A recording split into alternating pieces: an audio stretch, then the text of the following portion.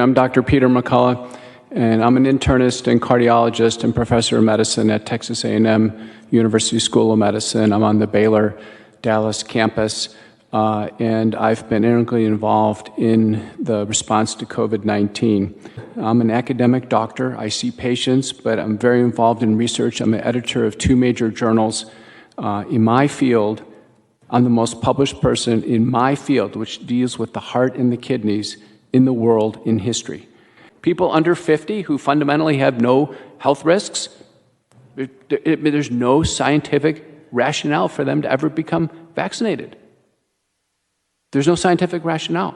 One of the mistakes I heard today as a rationale for vaccination is asymptomatic spread, and I want you to be very clear about this. My opinion is there is a low degree, if any, of asymptomatic spread. Sick person gives it to sick person. The Chinese have published a study, British Medical Journal, 11 million people. They're trying to find asymptomatic spread. You can't find it. And that's been, one of important pieces of misinformation.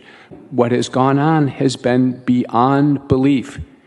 How many of you have turned on a local news station or a national cable news station and ever gotten an update on treatment at home? How many of you have ever gotten a single word about what to do when you get handed the diagnosis of COVID-19? No wonder.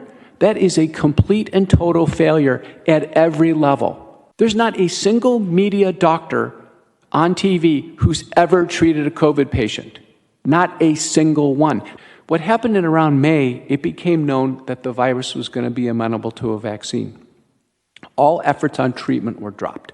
The National Institutes of Health actually had a multi-drug program. They dropped it after 20 patients, said we can't find the patients. The most disingenuous announcement of all time. And then warp speed went full tilt for vaccine development. And there was a silencing of any information on treatment. Any. Silencing. Scrubbed from Twitter, YouTube. Can't get papers published on this. We can't even get information out in our own medical literature on this. There's been a complete scrubbing. I had never been on social media before, and my daughter, who was home from law school, was talking to her about it. She said, well, why don't you make a YouTube video? So I made a YouTube video with 4 slides from the paper. This is a peer-reviewed paper published in one of the best medical journals in the world.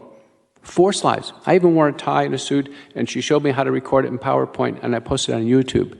It went absolutely viral.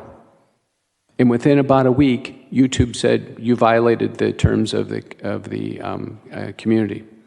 And that's when Senator Johnson's office got involved in Washington and said, oh my gosh, this is important scientific information to help patients in the middle of this crisis, and social media is striking it down. Based on what authority? People who develop COVID have complete and durable immunity.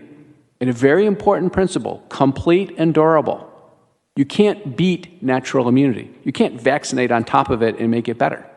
There's no scientific, clinical, or safety rationale for ever vaccinating a COVID recovered patient. There's no rationale for ever testing a COVID recovered patient. My wife and I are COVID recovered. Why do we go through the testing outside? There's absolutely no rationale. The best anti-inflammatory drug is colchicine. You've probably never heard about it. In the largest, highest quality randomized trial, over 4,000 patients, double-blind randomized placebo-controlled trial, there's a 50% reduction in mortality. No word of it. None. Complete block to anybody, colchicine. How can that be? How can that be? And then the most deadly part of the viral infection is thrombosis.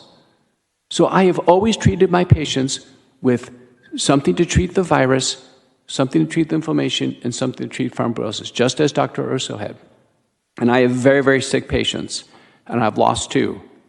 A very large study from McKinney, Texas, another one from New York City, show that when doctors treat patients early who are over age 50 with medical problems with a sequenced multi-drug approach with the available drugs, 4 to 6 drugs that are available to them, now the monoclonal antibodies are better, there's an 85% reduction in hospitalizations and death.